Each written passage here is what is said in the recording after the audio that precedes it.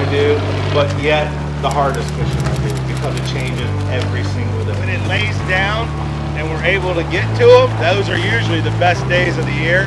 Yeah. But it's being able to do that, you know.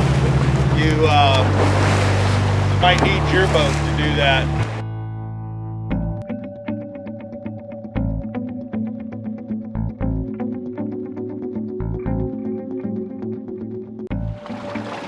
Tarpon candy.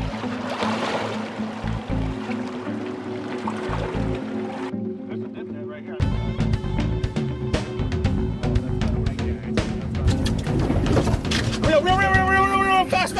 Yes. Oh yeah, baby. That's a big one.